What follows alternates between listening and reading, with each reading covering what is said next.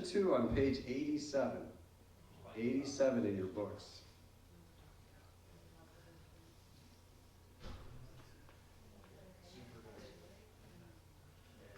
All right. Let's pray before we begin. Dear Lord, thank you for giving us the opportunity today to take time to learn from your word, to learn of who we are and who you are. And it's not about us. It's about learning the wisdom that you give to us daily. If we can only get rid of the distractions in this world and listen to you instead of what the world is telling us. It's a hard way of living life, but it's the best way to live life. Please help us to give more than we take and to help those in need. In your name we pray. Amen.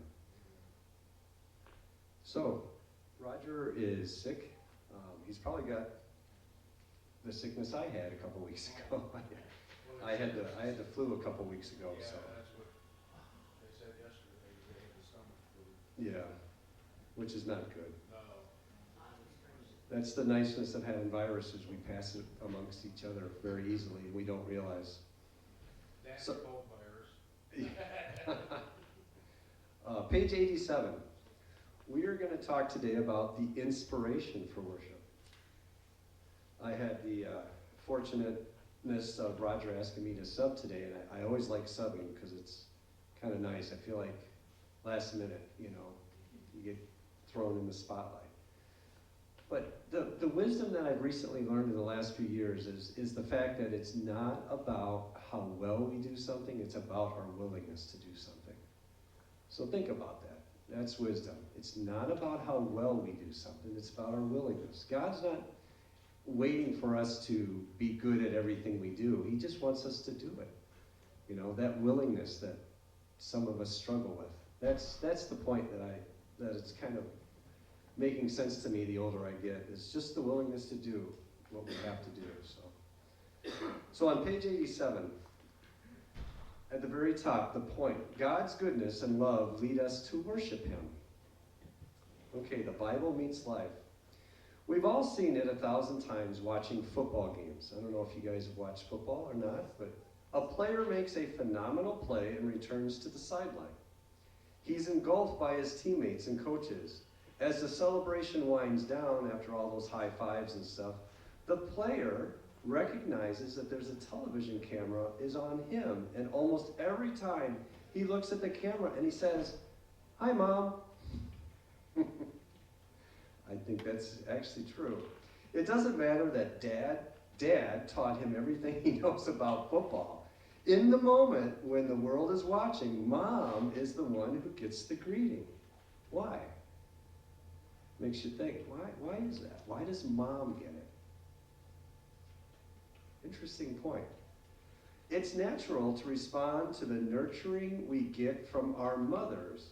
Sure, Dad helped us become something, but Mom made us want to be something by making us feel cared for and loved.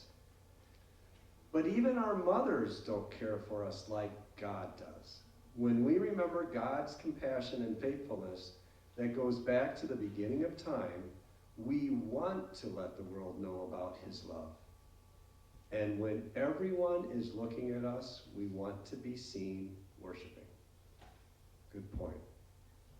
So question number 1, when you were a child, who inspired you to pursue a goal or a dream?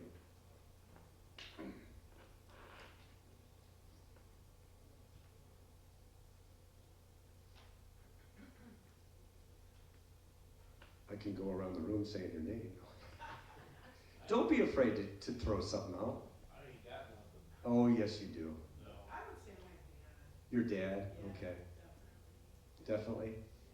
What do you remember any specifics or My dad was a body man. a what Worked on man? cars. Worked on cars and Yeah. fixed them and I used to go to the garage with him on Saturdays and spend the whole day with him.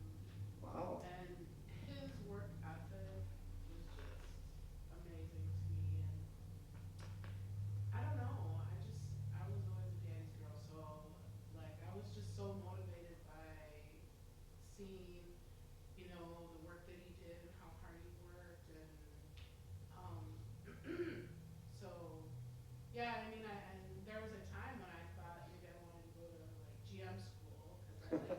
you know. Really? And, but, I mean, I went in another direction, but still, I would say that, you know, it was just so motivating to me, like, Yeah. so. That's a good, yeah. Thank you. All right, Brian, you said something. I don't know, maybe besides my dad, I always had my uncles that were, I mean, they were almost as a kid, they're almost like friends to me, you know. Yeah. They were very encouraging. I've seen them quite a bit. Yeah. But didn't uncle always have a special spot because your dad disciplined you, but yet your uncle gave you this good advice? That's the way I always felt. Like the uncles were the good guys, kind of. Not that dad was bad, don't get me wrong, but dad always carried out the discipline. The uncles always said, hey, do this or try this or, you know. Yeah, so that's good. Good uncles. Who else? Candy? No one inspired? No one? You gotta have someone.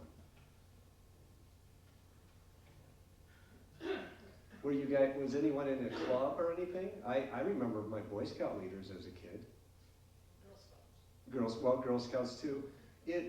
For a period of time I lived in Indiana and we had what we called Indian guides, which was basically Boy Scouts, but I don't know why, but it was the same thing. So I was part Boy Scouts for a while and then I was Indian guides. So we had good leaders at the time. And that's good because you're a kid, you're very impressionable. And sometimes, like you just said, Amanda, you know, people can impress upon you as a child, you know, the good things and the hard things, like hard work and good work ethic and stuff like that. Anybody else? Carol and Ed? You grew up in the My dad 19... would have been the only, would have been my, Dad? yeah. But Carol? Nope, No one? no one. Stop it. Yep. You gotta have someone. Just like that. He's got this one.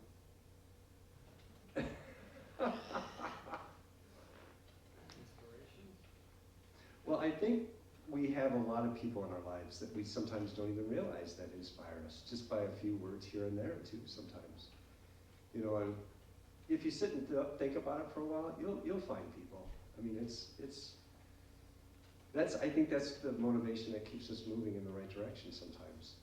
So, Well, yeah, I mean, as far as like right now, there would be people in this church. okay, well there you go. People in this church, but as a child,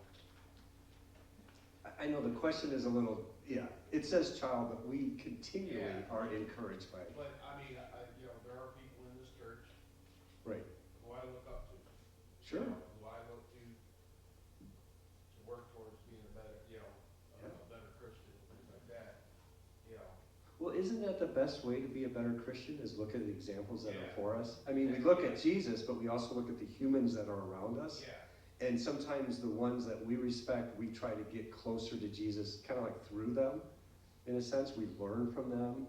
They emulate, gosh, I can't even say the word. Emulate, thank you. You know, what Jesus is telling us how we should be, you know, think and believe and stuff like that.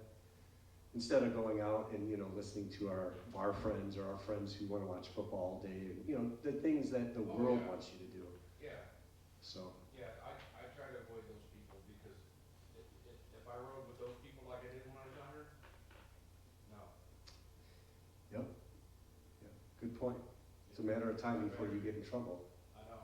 I mean, people try to get me, you know, drinking and stuff like that. No, I don't drink. I don't smoke pot. I don't do any of that stuff. You know? Yep. So I'm boring and no fun. And, okay. You're I not said, boring I don't need that whatsoever. fun. I've done that It's the people you That hang around with, got me right? in trouble, you know? Well, did we have fun yesterday bowling? I had a blast bowling. Yeah, even Ed had fun bowling. I mean, it's just one of those things that, you know, I mean, none of us bowled well. I mean, we all had fun though. but I had, right, and that's the thing, you know? I thought I was doing good because the first ball I threw down the lane, I got a strike. Yeah, exactly. You were like It on, started bad, and then it just went downhill. But I'm like, I'm having fun, right, you know? right. It's like, Hanging out with the guys, I'm having fun. and that's what we did. We hung out and had fun, and joked and had fun. It was fun. It was a good time. Yeah. So, all right, turn to page 88. All right, First question, how many people have had a philosophy class in here? Philosophy? No. Few of us? Yeah. Do you remember philosophy class, how hard it was? It felt hard to grasp what was going on. I remember my philosophy classes in college. Yeah, it was. Sometimes they're hard, because it's very abstract and stuff like that. Let me ask you a question. I remember when I was younger, what actually is a psalm? I remember when I was a kid, I couldn't say psalm. I always called it palms or whatever. Yeah, because when you're young, you're like, I don't understand that. It should be palms. Why do they call it psalms? What is a psalm? How do you define, or how would you say a psalm is? It's either a song or a praise. It's either a song or a what? A praise? A praise? Yeah. Okay. Anyone got anything a little bit more? A song or a praise? Song, right? Oh, both, yeah. It's both? Song and praise. Song and praise, yeah. I got down here, it's also poems and songs that express worship and praise for God. I remember first learning that, yeah. So today, today's lesson is a little complicated, but follow along. I'll try to make it as easy to understand as possible.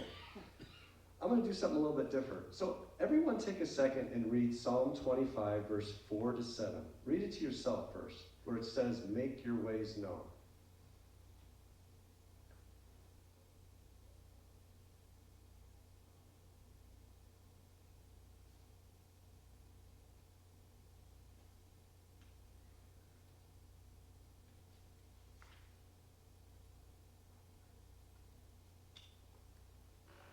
Okay.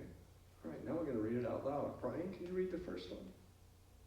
Make your ways known to me, Lord, teach me your path. Guide me in truth and teach me, for you are the God of my salvation. I wait for you all day long. Remember, Lord, your compassion and your faithful love, for they have existed from antiquity. Do not remember the sins of my youth or my acts of rebellion. In keeping with your faithful love, remember me because of your goodness, Lord. Thank you. To me, Psalms are kind of like Proverbs. There's so much to unpack. Sometimes you could sit and study a psalm for weeks, you know. So let's talk about this first couple verses. As we saw in the book of Isaiah in our last session, worship begins by seeing and knowing God. Our God has faithfully revealed himself so that our worship is possible. Once we recognize his worthiness, we know we ought to worship him. Sometimes, however, that isn't enough to make us want to worship. So pagans, what's a pagan? Non-believer. Non-believer? Is that how you guys define it? Non-believer? A pagan is a non-believer? So pagans, they worship a created God, presented in some form and given certain attributes that compel the follower to worship in hopes of appeasing a God they don't know and who can't care for them. Boy, that's interesting. For them, worship is not something done because of desire. Worship is a duty to them, a safety net to somehow protect them from the anger of an unseen deity. Such worship leaves the worshiper empty and unaffected by the ritual, no matter how elaborate the ritual is. Our Heavenly Father offers more. Okay? Well, in Psalm 25, verse 4, the psalmist prayed to God to reveal more than himself, but to also reveal his ways, his paths. We might have prayed it this way: God, I not only want to know who you are, I want to know how you work. If that's where God stopped, he would still be worthy of our praise. But he goes even farther. God delights in revealing not only who he is and how he works, but he also allows us to see why he has done what he has done. I think that's so important. He allows us to see why he has done what he has done. God created and redeemed us because he loves us. These are pretty strong words here. We could be tempted to think that God's love for us has something to do with us. Our abilities, our talents, and our service. That would be very selfish, right? Perhaps our devotion to God and the ways we worship him somehow motivate the Father to show us his goodness and love. If that were true, then our worship would be just like false religions who present a God that responds to worship with good gifts. The truth is just the opposite. All right, let's find out what's going on here. God, out of his nature and goodness, has chosen to love us first, not because of who we are, but because of who he is. That love made a way to atone for our sin, not because of what we've done, okay? Not because of what we've done, but because of what he's done. His goodness draws us closer to him, not because of our piety, but because of his affection. We understand in this? It's not about us, right? It's not about us. Because of sin, we are guilty, and we know it. When God reveals himself, we see his perfection and know without anyone telling us that we don't deserve his love. We would never initiate being in the presence of God, of this God. We have failed. We shrink back, hoping he doesn't find us. Isn't that what Adam and Eve did after they disobeyed God? Isn't that what they did? Because of God's love, he pursued us in our guilty condition. 1 John 4:19 says, we love because he loved us first, because he first loved us.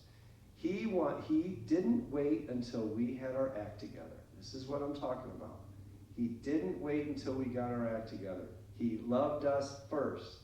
Because of that love, we can be forgiven. We don't have to shrink back in our shame. Hebrews 10 says it this way. It tells us we can enter boldly and draw near to worship the God who loves us. Strong words. Now we can pray like this. God, you have shown me who you are. You even revealed ways that you work. Your goodness and love have been with me all my life. Because you loved me, you atone for my sin through Jesus. I worship you, the one who is, who loves, and who forgives. We're not guilty anymore. We don't have to hide. We are moved to worship. Pretty strong words there. Okay, where do you see evidence in the world today of God's goodness? Don't say everywhere like I did. Where? Everywhere. I know, everywhere. Well, let's get some clear examples. Well, I mean, I've seen it in the church, you know. In the with church? You know, with healing, with like Joe Buck and others, Uh-huh. you know, who Yeah. have had like serious health issues and how they came, you know, and how they came back,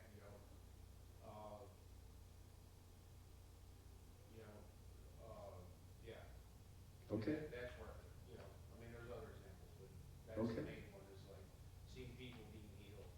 Seeing people being healed, Being yeah. taken care of by God. Yeah. Yeah, that's a big one. What else? What are little things? Just Little not things. taking us out when we were deep in sin. You know? Oh, yeah. I mean, I don't know about you guys, but I can definitely think back to a few times where, I mean, I don't even know, like, you know, I mean, something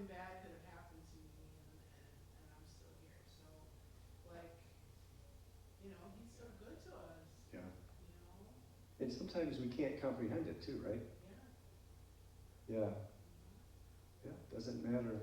Sometimes we get so far off into the darkness that, yeah, we have a hard time finding the light. What else? Well, he gives us what we don't deserve. Gives, yes. He gives us a home, he gives us food, he gives us our health. Yes. And Thing- when your health starts going down, that's when you realize, how much you need him to bring you back. Yes. Yes. It's kind of like our whole life cycle in a sense, yeah. I mean, we are strong and grow as we're young, and then our health is important as we age, and the realization that we don't deserve it. I mean, everything is a gift. Yeah, by His grace and mercy that we live the best life that we can. And that's so important. And it's so hard to stay in that area, when the world is telling us so many other things. They're distracting us to do so many or think so many other things. It's hard. Yesterday we talked in our men's Bible study about all the things, and one of the things I wanted to yell out was boundaries, We have boundaries.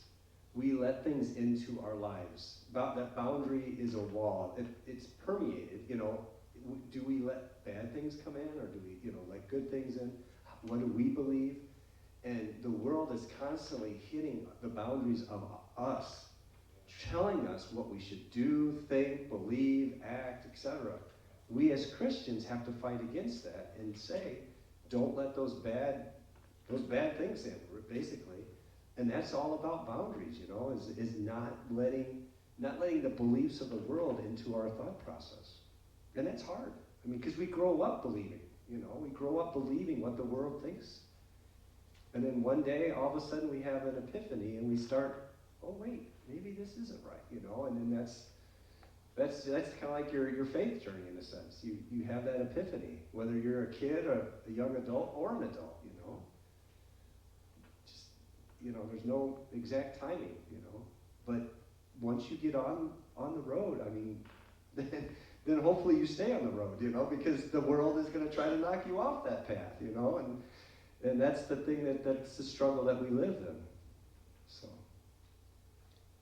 all right, let's go on to the next psalm. Bill, could you read that one? Yeah. The Lord is good and upright, therefore he shows sinners the way. He leads the humble in what is right and teaches them his way. All the Lord's ways show faithful love and truth to those who keep his covenant and decrees. Lord, for the sake of your name, forgive my iniquity, for it is immense. Thank you. What is iniquity? That's a tough word. All of our wrongdoings, Pardon me? our sin, Our sin? Yeah. things we're not doing that we should be doing. Doing the things that we shouldn't be doing and not doing the things that we should be doing. Yeah.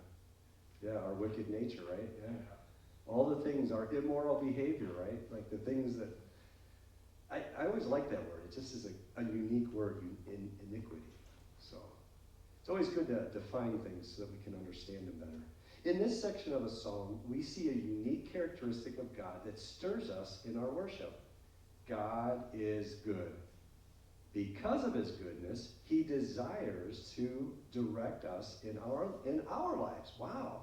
If God only knew the way, but didn't care if we knew the path or not, we might worship him out of fear or in hopes of appeasing his anger. But he loves us, not because we are lovable, but because he is loving. Sometimes this is hard to understand. We experience his goodness not because we are worthy of it, because he is good. Such understanding prompts a response of worship from us. This is where it gets a little complicated. It's not because of us. But we see the world through us. That's the thing. We see the world through us, through who we are. But that's not what it's all about.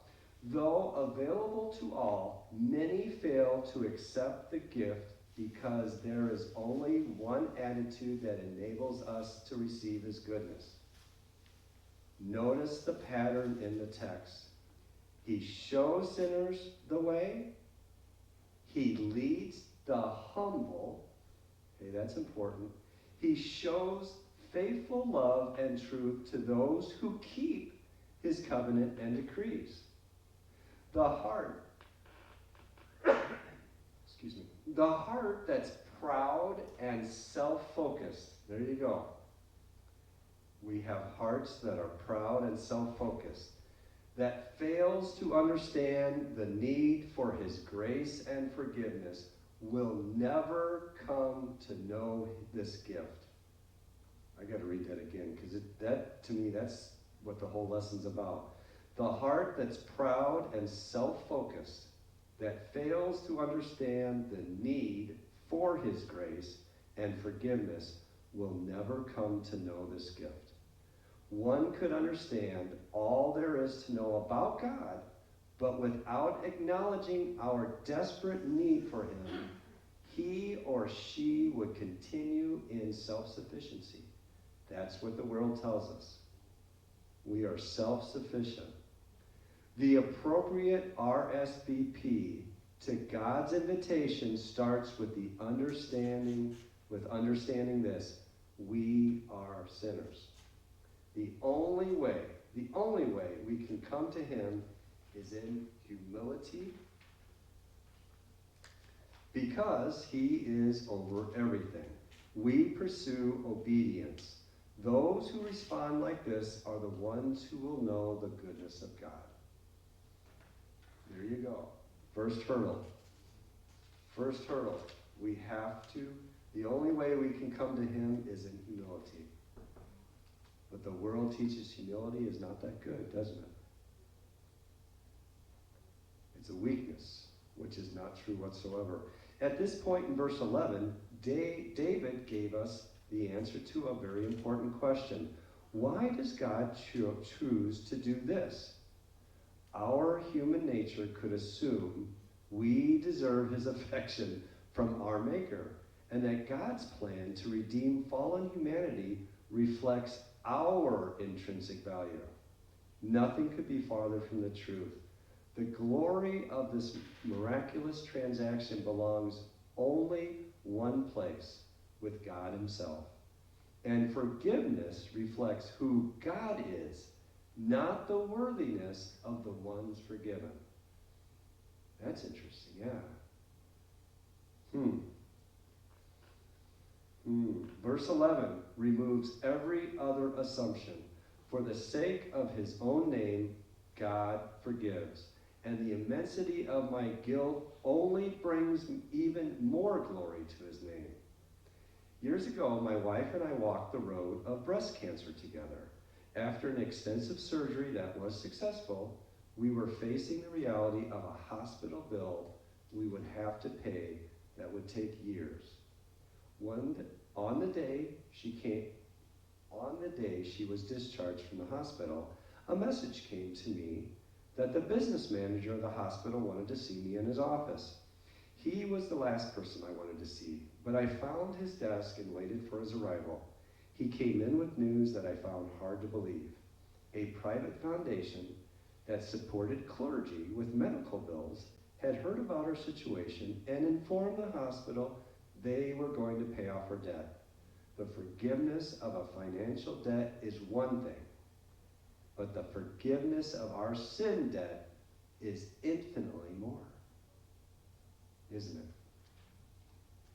Worship begins with God's revelation of himself.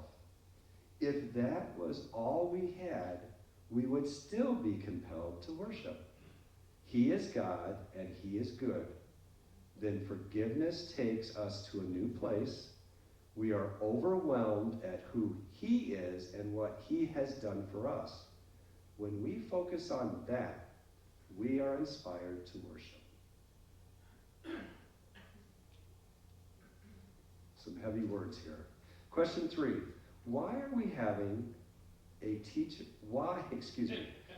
is having a teachable spirit so important in our Christian walk? Say it again. Because we don't know everything. Are you sure? Yeah, I know sure. a lot. No, I'm just. Well, we might know a lot, but we don't know everything, and we're still learning constantly our whole life, Right, you know? constantly. Like that verse where God says that, well, where it says that, you know, he will finish the work, until it's completed, you know, like, Right. obviously we're a work, Yeah. you know, so, Yes. A work in progress. work in progress. Yes. I sometimes laugh when I talk to other people, and I should never do this when they have the self-sufficiency of saying I know enough compared to the creator of the universe. It's just, it's almost like, seriously? I mean, you cannot imagine, I mean, we're talking about the creator of the universe, and we're talking about you and me. We're humans. I mean, there's no there's nothing.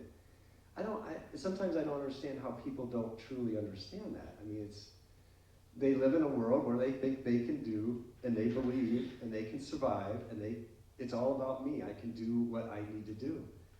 But until they have that humble spirit, until they break away from the world telling them that they can do whatever, you know, they won't start the path, journey down that path, right? And that's that teachable spirit, that it's almost like that's something that we as Christians need to be sharing. Well, and the longer we go, we realize that we really don't know anything. Like, it's just, I mean, you think that you even understand God, and it's like, no, you don't. Like, God does things that, I mean, How could we? you're scratching your head. We have such limited brains. Yeah. How could we And understand the infinity of the universe, you know? The way that he does it, the way that he works, the things that he does, yeah, you know, the way he resolves things in ways that we would never, you Right. know, even imagine. It's like, the sooner we realize that we just really don't know, it's Yeah. like, well, the better off we are, I think. Well, that's like you said, that's a humble spirit, a teachable person who knows that they don't know, and it's not about them, it's about God, and then you want to learn more, you know. It takes you down the path to learn more, and it takes a lifetime to learn, doesn't it? We definitely can't learn well, we can learn in a couple years, but it takes a long time to truly learn. And I think when we're open to that, like, it opens up, how can I say it? I think when we're open to it, God really teaches us. Like, he really shows us, you know what I mean? Um, and I think a lot of times it's hindered because we just think we know, you know? And God's Sure. like, all right, you know, like, Sure. We go back to no, we and create like, our own yeah, boundaries. but when you're Yeah. willing to like let him show you, and you're willing to kind of take your hands off and be like, all right, you know, Yeah. then he really shows you so much, you know, Yeah. things that you couldn't even imagine. But I think a lot of times we do it to ourselves because we're just not willing. I think you're exactly right. I think we grew up in a world that tells us to be well, we have to have boundaries, but to be afraid of the unknown in a sense, yeah. But you were saying the willingness to just open up and just Yeah. listen. Mhm. Yeah, I don't think we listen very well anymore. And we don't listen a lot because of the distractions in this world too. And everywhere I've gone, every pastor, etc., has always talked about read the Bible, read the Bible. Well, you can't really truly read the Bible if you're distracted all the time, you know? It takes time. People don't realize that praying and meditation and, you know, just reflecting and pondering, etc., is part of the journey. But we don't take time to do that. Yeah, we're in a rush. We're in a rush, right? The world tells us to go fast. Be still and know who is God. I mean, it's you know, I mean, he kind of helps us. He keeps, you know, giving us all these hints and giving us all these instructions. We just have to, like you said, open up. The last verses of this, Carol, would you read Psalm 25, 12 to 15, please? Who is this person who fears the Lord? He will show him the way he should choose. He will live a good life, and his descendants will inherit the land. And the secret counsel of the Lord is for those who fear him, and reveals his covenant to them. My eyes are always on the Lord, for he will pull my feet out of the net. Thank you. At this point in our passage, we see a shift in the subject from God to the person who is wise enough to respond in fear of the Lord. In a sense, it goes from this is who God is to the application of this is how a wise person responds to God. Wisdom, wisdom. As any teacher knows, it's one thing to understand information. It's quite another to act on that knowledge. That's important. As any teacher knows, as any person knows, it's one thing to understand information. It's quite another to act on that knowledge. David faithfully portrayed God's character in this psalm using a technique found in several biblical passages, primarily in the Psalms. Psalm 25 is known as an acrostic psalm because it's organized by the Hebrew alphabet. Other psalms that employ this approach are Psalms 11, 31, 37, 112, 119, and 145. Proverbs 31 and the Book of Lamentations are also organized this way. In Psalm 25, David was giving us formational doctrine, first about the nature and character of our God, and then about the ways we respond to him in worship. This is basic training for the follower of God, and it's so vital. David embedded a tool to help us remember it. We don't just acknowledge who God is, we worship him. We don't just worship him, we implore him to forgive us. We don't just implore him to forgive us, we ask him for guidance and understanding. It becomes clear God doesn't just deliver us from our sin, he engages with us by giving us his guidance and direction as we live for him.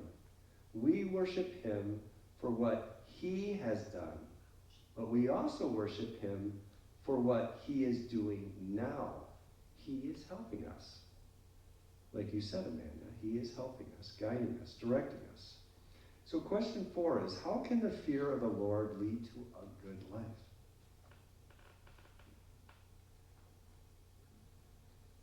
How could it not?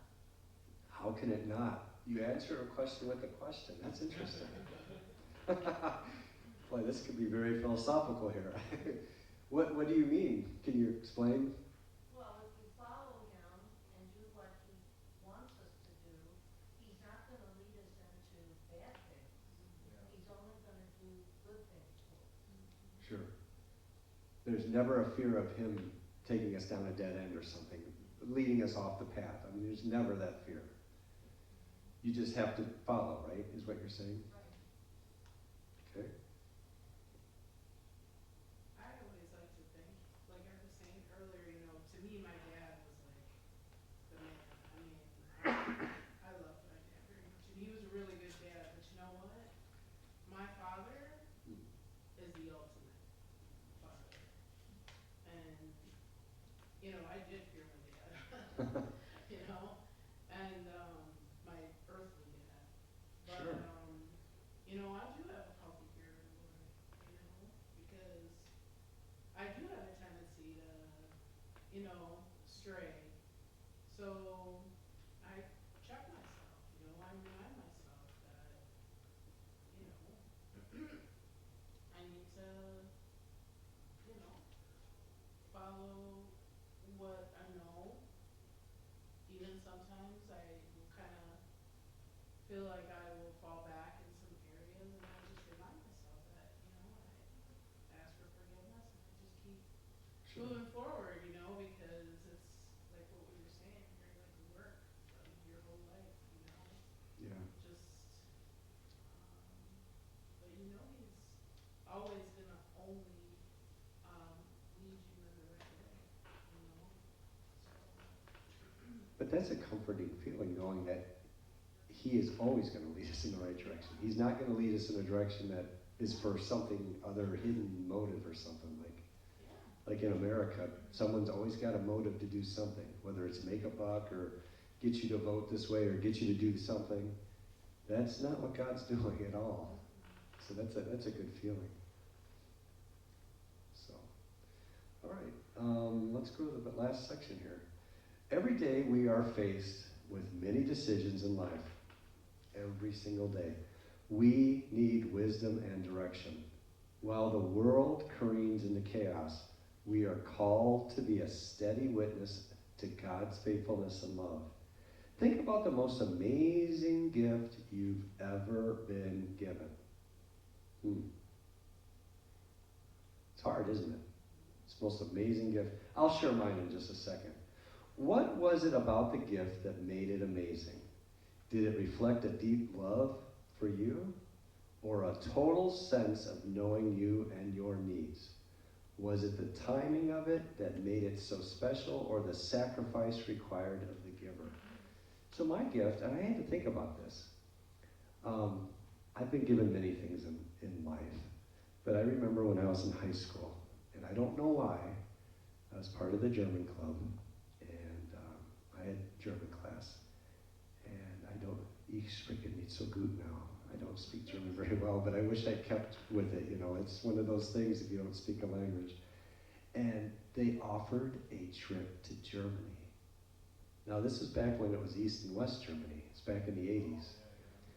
And I went home with the biggest hope of my life, and I explained it to my parents. And I thought there was no way, because, that we were poor. Well, typical, and this cost a lot of money. And I remember my mom and my dad kind of got in quite a few discussions and probably a few arguments because of finances and stuff. But in a week or two, I remember them coming back to me and saying, yeah, we'd like you to go. And I'm like, what? So lo and behold, as a youngster, I got to go to Germany. And boy, that was so wonderful. Because as a child, going to a foreign country, a European foreign country, was so eye-opening in so many ways. And part of it was the youth when we stayed in hostels, which are kind of like pre-army, big rooms with a bunch of bunk beds. But then for part of the trip, we actually got connected to a bunch of adults, and we were on a bus, and that kind of created some stability too, because the adults were with us, and we literally did like a big circle through East and West Germany. So we even went into East Germany. We even went to Berlin. We got to see the Berlin Wall. These are things that you would never, ever.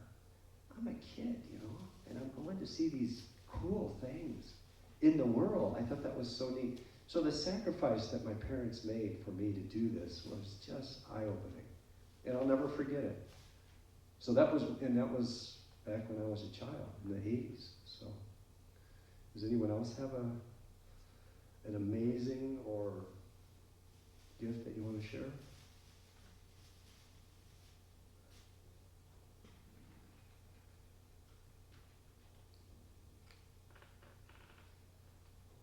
Well, no, we all have had gifts, I'm sure.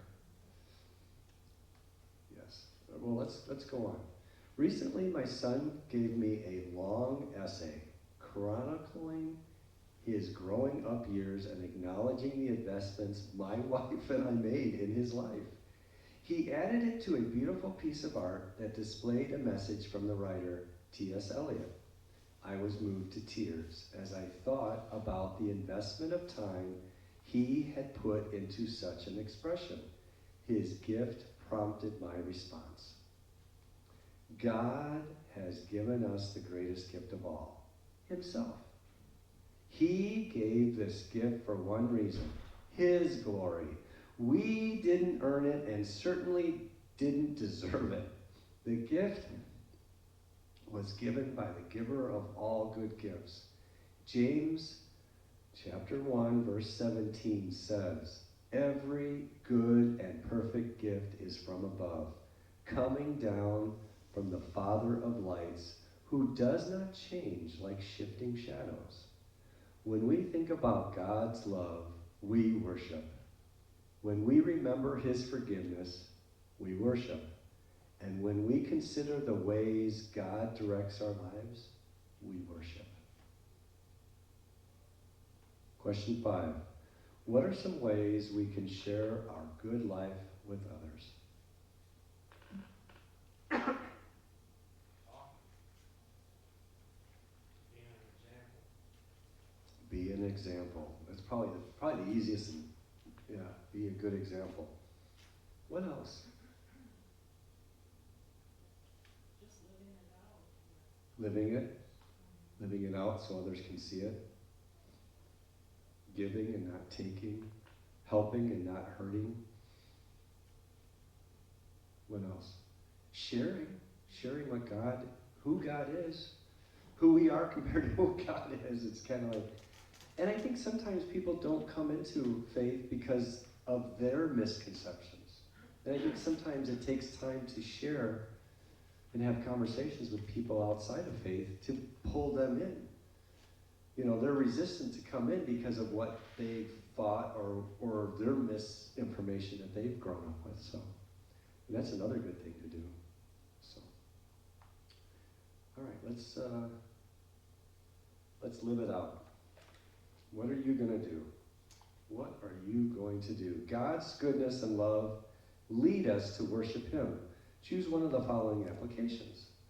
So the starting place. We are inspired to worship when we consider the love and forgiveness God has shown us in Christ. What are some of the ways God inspired your worship this week? Make a list and thank him for each one. So make a list of all the little things, and thank him for each one.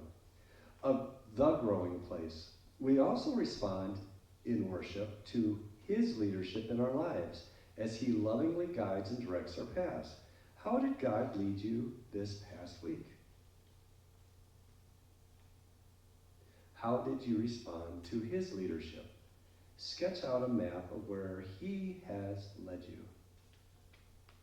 I used to make little maps of like, you'd say something and you draw arrows. I used to love the arrow map, you know, where you'd like do a little arrow, that, you know, and before long you had a little map of what went on. And the last one, the sowing place. We know God's compassion draws us to worship. Do you know someone who's far away from God that you could show some compassion to? Ask God to bring people to mind who need to see his love and forgiveness through your life of faithful worship. Spend some time having coffee with someone you've prayed for. The good old-fashioned go meet and hang out with someone. Yeah. Well, thank you, everyone, for coming today. I appreciate it. Thank you for being patient with me. I know it was kind of heavy on some of the thoughts here today, but I hope I tried to make it a little bit clearer for you. Well, it's important to me to help other people understand, because I think we struggle with a lot of things, and sometimes if someone is, you know, struggling as a teacher, or what, you know what I'm saying, it makes it harder to understand. I've had so many teachers in my life, so many, and I just remember all the bad ones. I remember the good ones and the bad ones.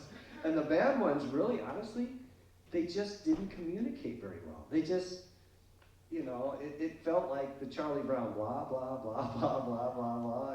And the good ones kind of made it interesting, and it made you think about what's going on. So